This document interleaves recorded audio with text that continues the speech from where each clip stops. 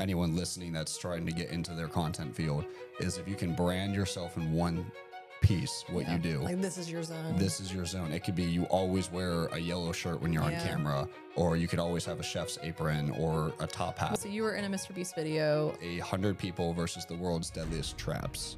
You attach $10,000 to 2,000 balloons, and they gave me a customized airsoft and said, if you can pop all the balloons or pop it so the money comes down and you grab it, you get to keep it, which is one of the hardest challenges I've ever done. Were you successful? Before we dive into this episode, I just wanted to ask you, if you are not already subscribed or following this podcast, if you would just do me a personal favor and hit that button before we get into this. It helps the podcast so much and it means a ton to me. Thank you. Actually, fun fact was I was selling on Friday in a very non-traditional way. You want to know about it? What was it? So we're branching out a little bit more in our sales and doing things that are very marketable and fun. So I got a 8-foot ladder on Friday and I got this giant card. Thank you for helping me with it. This giant, probably 3-4 foot cards about, I can't even show you. It's going to go off camera. Yeah. But this giant card, and I sat on the top of this 8-foot ladder and I sold to people when they were walking inside. Of what restaurant? Mellow Mushroom. Okay. Yep. So I was just sitting there. They got a pretty chill management team over there, They're a very chill management team. So, I mean, I was the one putting myself at risk, I guess. Yeah. But, yeah. I sat up there, this giant ladder, for 4 hours. And How did it go? Oh, fantastic. Did you sell a lot of cards? I did. Good. Yeah. You'd be surprised how many people would walk up and they would just laugh and they're like, what are you doing? Like, why are you up there? And I was like, my kids would laugh at it, honestly, if they just walked by, and it'd probably make me stop. Yeah. I had a couple high schoolers that were going to prom and they were like, are you climbing the ladders to success? And I was like, yeah, that's exactly what I'm doing. You know, this is what entrepreneurship looks like. You got to be on the ladder, you know? Right. So, but yeah, we're trying to branch into that, but that was what we did on Friday. So just trying some like different things. Yeah. Okay. Yeah. So you sell discount cards that have different like local restaurants on them. People can get like a 10% off or like a free appetizer or something, right? Oh yeah. We do different discounts. We do 10% off, 15% off, you know, $5 off, $25 orders, free pizza, if you're a pizza lover. We do free appetizers. We do all sorts of things, and it's varies from business to business, depends on who we partner with. Okay. And how did you get into that? Ooh, that is a great question. I did something very similar to that when I was in high school. Okay. It was one of my first jobs, and we would do something slightly similar to the same thing. Where'd you grow up? I grew up in Cary. Okay. So right outside there was someone doing discount cards in Cary. Yeah, it was a very small, like very, very small company that was doing it for a couple high schoolers. And then when I got to college, long story short, they had moved away, stopped doing the business. And so we kind of picked up where they left off, you know. So we thought, hey, why not? It started as a way to just make a little bit of side money for college. And then all of a sudden it became a full-time thing and still what I'm doing today. Okay. So do you have any employees, or is it just like one-man show? Legally, for tax purposes, I do not have employees. I have 1099 contractors. Oh, okay. Yes. You have contractors. I have contractors. Gotcha. Yes. Okay. That's fair. I mean, because you don't set their hours or anything. Like. Nope. So we do it solely just based off of, well, we contract mostly college and high schoolers that are trying to get their foot in the door in sales and marketing. Like that's our big belief. Because for me, at a young age, I was put into a position where I could learn a lot of skills while all my friends were doing smaller jobs where it's grocery stores, working at car washes, and they weren't really climbing that like ladder of, I don't want to say success, but the ladder of like learning. You know, it's very small. So I try to get people at a young age that are ambitious, really excited to grow. And then I try to give them the opportunity to go out there and just to learn how to do sales. Yes. How do you teach them? So a lot of what we do is we try to go into the fundamentals of what selling is. So that's how do you put a pitch together? What's the psychology of sales? So as most people know, or if you don't know in sales, everything is psychological. You know, certain ways that you say stuff, certain attributes, certain body language. So we try to teach them all those different things. And then we put them into the actual pitch of the cards. And then we teach them based off what we've done as a company. For you, like you came from Cary, you're not originally from Greenville. For someone else who's listening who maybe is new to their own area and wants advice on how to make those business connections, what would you say to them? So whenever I go to any sort of event, any sort of place in Greenville, I always try to make a connection with somebody and kind of learn who they are. The biggest success I've seen is honestly just going to, Chamber of Commerce events, going to their after hours, their morning mingles, young professional events, the Winterville Chamber, anything where if you're trying to get into the business side and talk to like business owners is getting in front of them because that's where a lot of them hang out. So if they're all networking there, you got to go where all the networkers are going. Do you have like a mission when you go in to those meetings and you're like, I'm going to do this to like grow my network? I try to set a goal. So I don't go in there with the sole purpose to, say, hey, I have to sign contracts or I have to make a sale. Right. Mine is just building relationships. Yeah. You're probably the same way, Yeah. So I don't go with like a sales goal, but I didn't know if you had like you're like, my goal is to do like talk to 3 people or like, I don't know. Do you have like metrics like that you're using to motivate yourself? I usually, when I try to go to those events, I set a goal to at least introduce myself to 3 people and learn a little bit more about their business. One thing that's helped me very well is if you know your industry and you know who you're trying to work with, a lot of those events you can kind of see what business they're working for or almost get a rough idea. And then it sounds weird, but I try to base what they're wearing or based off their logo. Would I work with them or is there any connection that could help there? Because what I found is I've gotten stuck talking to someone who they could be a very good person to talk to, but I may waste 15 minutes knowing there's nothing that's going to intertwine our businesses, just a hypothetical, I might never work with somebody who does insurance and all online, me and them are not going to connect at all. Yeah. So where I might find somebody who, owns an electrician company, that's someone I could talk to. So I try to base it off what they do. And then I take my time and say, okay, I'll talk to you for a minute, but I need to go talk to other people too. Yeah, that's fair. What do you do? What's your skill set on that? I think you never know who you're talking to, is my opinion. And I think the biggest thing is to show a genuine interest in people. Because for me, I love talking to people. I love hearing their stories. And like that comes through, I guess, like when I'm talking to them. So I try not to have it as like, I'm trying to hit like, I might say 3 people is like a healthy number. Like if I say, okay, I want to talk to 3 new people, that's reasonable. I think if I went into an event and was like, I'm going to talk to 10 new people, I might find myself rushing or like feeling like I'm just trying to like, not be personal and not be authentic. Sometimes the best practice is like if I'm like standing around at an event for my kid because I'm not in that mode where I'm like, I'm like, trying to make small talk, but that's such a good place to practice. I feel like there's so many opportunities where you can practice those like kind of conversations where it's not as like, feeling high stakes, I guess. Cause when you walk into a networking event, you feel like you're there to network and you like feel like this burden, like, I have to, like I'm here to make a difference in my, personal network or make a connection with somebody else. Where when you're at church or you're at like these other social events, like such a good opportunity to practice. So sometimes I'll kind of find myself trying to practice those conversations. I've definitely spent some time like researching like, what are good questions to ask that I would actually. What's your go-to? What's my go-to? What's the good opening? Yeah. One that I found that's kind of fun, it's very different, that I feel like gets people talking, and it's maybe not the best one to start with, but I always ask, what is their biggest pet peeve at work? Because I feel like people aren't allowed to say their pet peeve because they're obviously at work. But I love to ask that because you don't know anything about their work. They don't know who you are. It can open up a lot. It can open up a lot. One thing that I'll usually start a networking conversation with is I'll ask them, are they from Greenville or wherever we're at? And, like usually that can kind of like open some doors. Like, if they say that they're from here, then I can like dive more that way. Or if they say they're from a different area, I start asking questions about that. Or what brought them here. Do you go into like networking events with like a set goal in terms of like, are you trying to tell people more about like what you do and try to get the clients? Is that your goal, or where's your head at with those? I usually am not trying to talk about myself during the conversation. I'm trying to get them to talk more than me. And then I'm trying to learn more about them, learn more about what they do. And then like, if there is an opening where I'm like, like if you ever need t-shirts, like I actually print them, or do you, like, sounds like you probably use a lot. Or I'll try to find some other connection of, how we could like follow up later. So like, maybe it's like, do you want to go grab lunch sometime or something, things like that. a lot of times the podcast is a helpful thing. Like I can be like, oh, like I have a podcast where I interview business owners. If you ever want to listen to, I talk to people in Eastern North Carolina, or maybe I invite them on if I think they'd be a good guest. Oh, is that how you invited me on?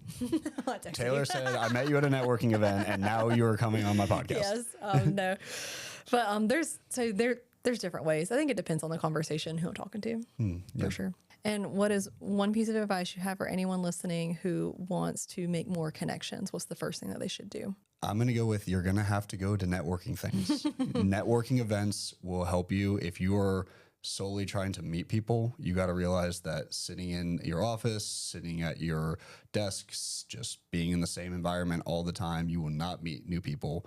And then when you do go to events or you are trying to meet new people, you have to sometimes get out of your comfort zone and talk to those people that are there.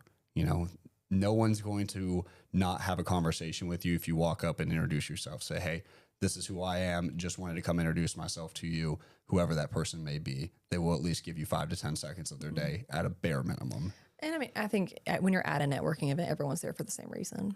I'd agree with that. So. Yeah. And even when you're sitting at, like you said, dance recitals or soccer games, sports events, you know, the parents practice, you know, parents are there. Low stakes. Low stakes. Talk to them about, you know, the kids that are playing and be like, oh, which one's your kid? And then you can slowly transition to be like, hey, what do you do for work? And see if there's a connection there. You know, if you're just sitting around watching your kid play soccer, someone's going to be okay talking to you for 20, 30 minutes if you're fun to talk to. Yeah. I do it in my neighborhood sometimes too. Most of the people who live in my neighborhood are older, like retired. They'll talk forever. It's great. I love talking to them. Oh yeah. I know all about like what the grandkids are doing and stuff. It's fun. See, and people love that. And I love it. I think it's fun. I want to know what's going on. Well, and then, I mean, people love people that are relational. Yeah. You know, if you just go and introduce yourself to other people, that sticks with people. Yeah. People love to hear that you're interested in who they are. And especially if you can remember, which is a great point. Oh, gosh. If you can remember stuff about somebody, they will love you forever. I can remember stuff about people, names. I suck with names. And so I did this recently. If anyone else listening like sucks with names, I was at a meeting and there were like 8 people in the meeting. And I was like, I'm not going to remember all these jokers' names. So I said, hey, just before we get started, I'm just going to warn you guys, I'm not great with names. So as you go around, I'm going to be typing your names into my phone so I can remember. And lo and behold, I got someone's name wrong. And like, oh, it's okay. I know you're bad with names. Like it worked. That's a great way to do it. Yeah. Like just to be upfront about whatever your like shortfall is. Like that's my shortfalls. I'm bad with names. My husband, like Nick, on the other hand, excellent with names. He can remember everyone's name. He met you 6 years ago. He knows your name. Maybe we should just like switch personalities and like he could be the salesperson. But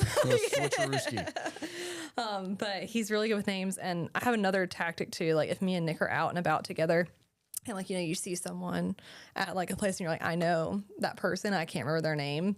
I'll introduce them. And like, I'll be like, this is my husband, Nick. And then Nick knows to say, hey, what is your name? Yes. I do that with my wife all the time. It's if I introduce you first, it's the cue to say, I don't know what their name is. Yes. Like, please help. And it's never anything like it's never like intentional. Like, you know, I so wish I could develop that skill magically, but I think with every child I have, like more of my brain converts into that gray color that like is not good. Well, I agree. And sometimes it's hard because you might meet someone for 5 seconds and just think, I'm never going to see you again. Your brain doesn't want to try to remember that person. I don't even know if it's that. Like, there's just something, there's like a disconnect between my eyes and my brain. No, it's gone. And like it's sometimes okay, even like, no, like if I see someone who's like out of place, like I meet them at an ECU event and they're in like business professional clothes. And then I see them at the gym and they're in gym clothes. There's a 50% chance I'm not going to recognize you and you're going to be like, hey, and I'm going to be like, hey. So that actually brings up a good point because that's a branding thing that I love where a lot of companies, and this is for anyone listening that's trying to get into their content field, is if you can brand yourself in one piece, what you do. Like this is your zone. This is your zone. It could be you always wear a yellow shirt when you're on camera. Or you could always have a chef's apron or a top hat. What does Mr. Beast always wear? Does he have something he always wears? Or is he at a point now where he's just like, I'm going to wear whatever the heck I want? I think he just is so known that if you saw him, you would know it's him. So you were in a Mr. Beast video. Tell me about that. So I've been in 2 Mr. Beast videos now. I had a main channel video that I participated in last year. What was that? That was 100 people versus the world's deadliest traps. And that was, So that was What was the deadly trap that you clearly survived because you lived to tell the tale? I did, yes.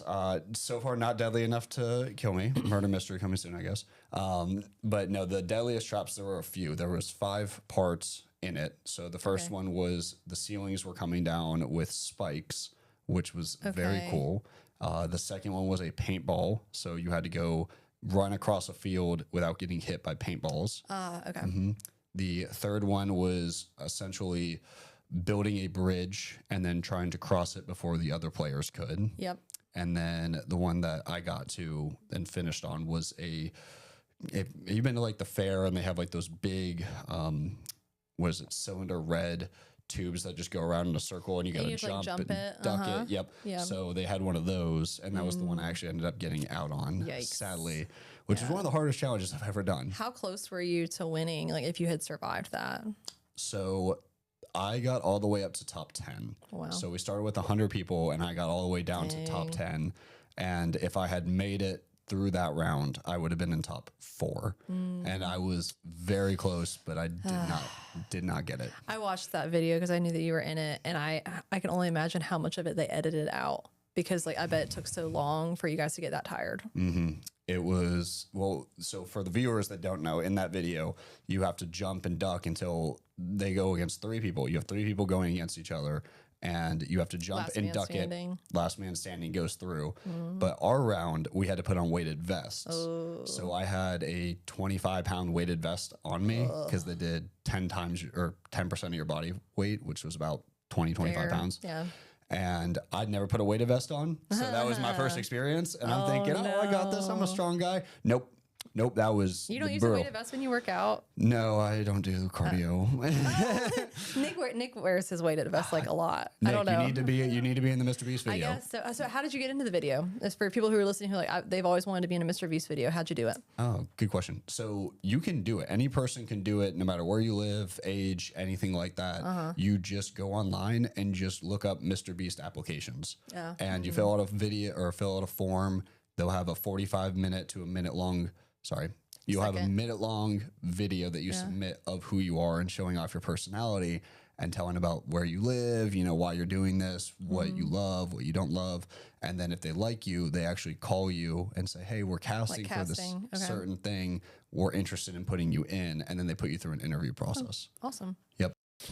During this part of our interview, Steven's talking about a Mr. Beast video where he used a weapon to fire things into the sky to pop balloons. And if I post that content without flagging any of the words or removing them, this content will get taken down because most social media platforms don't like us using this certain word. So this next little bit, just know that's what he's talking about, even if you hear a beep or a removed word. Enjoy. So you were in that main channel video where you were doing the challenges. What was the other video you were in? So I did a short. So that was for his YouTube, Instagram, TikTok, all those platforms. And it was, he attached $10,000 to 2,000 balloons. And they gave me a customized airsoft and said, if you can pop all the balloons or pop it so the money comes down and you grab it, you get to keep it. Yep. Were you successful? Nope. Rip. I know. It was. Wait, was there even a way you could win, or was it like, this is inevitable that you're going to lose? It was, I don't want to say set up for failure, but it was set up to be. It would have been very difficult. It was very difficult. It would have been doable, but it was very challenging. So they had built a custom that had never been approved by any airsoft company. They had to have someone from, I think it was Ohio, that they flew in. And this got, I think it was 200 rounds a minute of metal BBs. And it would shoot at however much it was. It was very quick with no reloading, nothing. And it would fit 2,000 at a time. And even then, I still wasn't able to. There was no, like, you could just hold the trigger down and it was just coming out. Yep. They used a scuba diving tank and they put it on your back. Wow. And they used that scuba diving tank to literally power the, and then you just held down the trigger, no safety. Gosh. You just, as fast as you held that trigger down, it would just spray the BBs everywhere. Huh.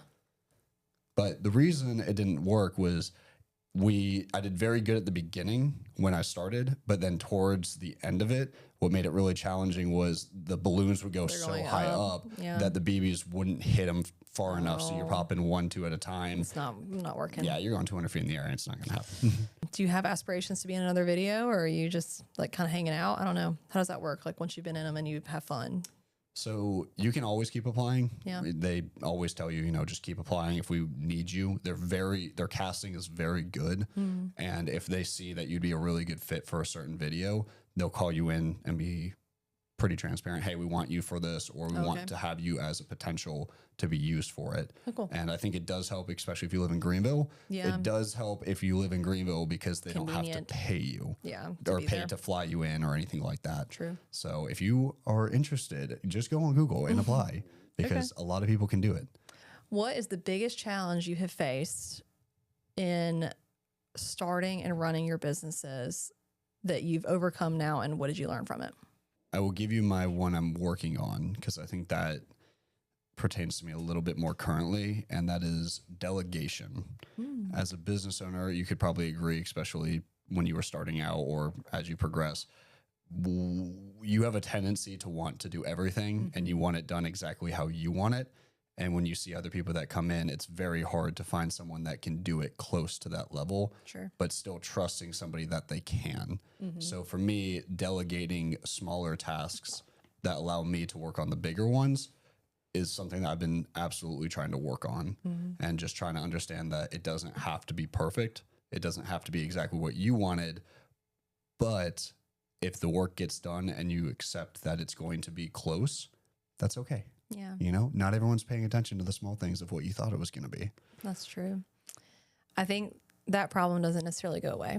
I think you have to be aware of it, not just aware of it, but be willing to do something about it. I know people who own businesses that do north of 50 million a year and they still have that problem.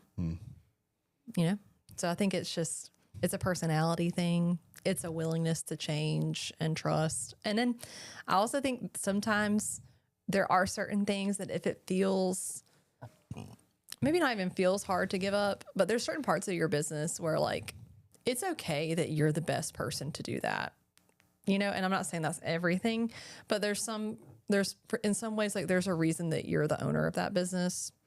Like there's a reason that you have the level of knowledge or the level of expertise or whatever that makes you so good at that one thing that could be okay just for it to be your thing. I would agree completely. Yeah, I think sometimes, like, especially as you scale, you can hear people who are like, oh, you want to be able to be totally hands off. And that's fine. And I think there are a ton of businesses that will scale and scale and scale. And yes, like if you're running a very large business, like you don't need to be tied up doing this small day-to-day thing. But I think if you know what your end goal is, like if you're going to be an operator business, then be an operator business. And that's okay that you're not able to go on vacation for 2 months straight. Like that's not the season that you're in. That's not the business you're building. And that's okay. I agree. I think it's also okay to spend a little bit of money to find either the right person or find somebody that can do what you need that will free up your time. Yeah. I heard a good quote from somebody that said, anytime that you try to invest into your business, try to expect a 5 to 10 times return on that. And that can be your time, that can be your money, that could be the business itself, but trying to find a way that it will bring a good result that will help you long-term versus just wasting away. Oh yeah. Yeah, anything that can get your time back is very valuable. Oh yeah, especially as business owners, we got to do that. Everyone needs a little bit more time in their day. Yes. Unless you are just psycho and you don't sleep at all. Hit me up if you do. Well, if you could go back in time and give younger Steven one piece of advice, what would it be? If I were to give myself a piece of advice to my younger self, it would probably be that your worth does not come from your works. And to know that just because you're not doing or you don't necessarily see a result does not mean that you are failing. Okay. Good word. And if you are not working or selling cards, what are some things that you do in your free time, like hobbies that recharge your batteries? Content creating. If you put me in a video, anything like that, that refuels you. It is amazing. I love it. I love being on camera. I love just being able to show personality, Okay. So that's been the newest thing is I've been learning video edits. I've been learning how to make content, what goes into the nitty gritty of it, and then how to come up with ideas. Cool. I love that stuff. What software do you use? I use CapCut Desktop currently. Yeah, I got that recently too. It's good. Yep. The Pro version. I highly recommend the Pro version. Definitely. And if someone was coming to visit Greenville for the very first time, where are you taking them? Ooh, Greenville. Or Eastern North Carolina, however you want to play it. Honestly, I have a sweet spot for Little Washington. I was engaged in Little Washington, so I love taking people over to the waterfront over there. So Super nice. The Mulberry was where we got engaged, so I always love going there, showing everybody, hey, this is where we went, this is where we got engaged. You can also rent like paddle boards, like kayaks. You can go rent a boat. Just go out in the water. Super pretty. Just walk around. And I know most people probably are taking them into Greenville and show them everything in a day or two. I'm like, let's go to Washington too. There's another city right next door. Yeah, that's my vision behind it. Okay. Where are you taking them? I want to know your answer. It very much depends on the person, the time of year. I'm very much like a personalized, and I love personalized gifts, and I love what makes people unique. I'm one of those people who I was trying to explain this to Nick the other day because he is not this way. Like, we are two different people, but that's part of the reason we complement each other so well. Like, I can get offended if I feel like someone doesn't know me very well when they give me a gift. Like, you don't have to give me the most expensive gift. Like, you could just pick up my favorite kind of candy at the gas station. I'm like, oh, you know me. Like, it feels like you know me. And that makes me feel valued because I like to know what makes each person unique, because God all made us so unique, right? And it's a joy for me to get to know people and what makes them tick and what they're interested in, because it fascinates me because they're different than me. Of course. And I play it that way with when people come to town and what to do. So if I'll pick one recent one. I love the Bird Park in Scotland Neck. A great one. That one's a pretty broad one. I feel like you can take a lot of people there unless they hate birds. Then we're not going there. But some person with PTSD of a bird is not happy to go there. But we love it, especially when it's warmer out. I also love It's a Zoo Life. I'm going on the animal train, I guess. I love It's a Zoo Life. That's always a fun place to visit. And my new place that I've not been yet, but I want to visit is Contentnia Creek. I don't know if I'm saying that right, but it's in Grifton. And apparently there's a 400-acre park there owned by Time for Science, which is largely owned by the National Museum of Science in North Carolina. So they've got this 400-acre reserve out there. Apparently you can pay $10 to get in, and you can see planetarium shows and walk paths and rent paddle boards and kayaks and just go explore outside. There's so much in our backyard that we don't even know about. If you pay to get in there, you can fish with no fishing license. Oh, okay. So sounds cool. For $10, I mean, it sounds like a good deal. Also, I kind of want to try it. I love that none of these were Greenville. I love Greenville. Don't get me wrong. If I'm going to eat, I'm going to eat Nino's tonight. Great spot. Yeah, love Nino's for a good meal. But also, I feel like if you go to a bigger city, most people will take you all over. You don't usually stay in one spot. Yeah, you're not in one spot. But and if it's sports time, I love an ECU baseball game or a football game. So it depends on the time of year and who's coming. Oh, I'd agree completely. You have to plan your seasons accordingly. Yeah. Or plan when people show up. But I also like taking people to really unique places that are more off the beaten path. But we took our in-laws to Little Washington on Saturday night. So, so we like Little Washington too. Yeah, you got a sweet spot for my spot. Yes. And if someone wanted to connect with you online outside of the podcast, how can they find you? Best way to find me, just follow my Instagram. I post everything on there. It's at @slipscomb, like your lips in a comb, 15. Super easy. Lipscomb 15. Or lion's eye, like a lion, like your animal, eye like your eyeball, _promotions. Awesome. Yeah. Very cool. Well, thank you so much for coming on, Steven. Thank you for having me, Taylor. This is wonderful. Thank you for everybody tuning in on this. I hope you learned something. Yes, that's the goal. And thank you so much for tuning in. We'll see you next week.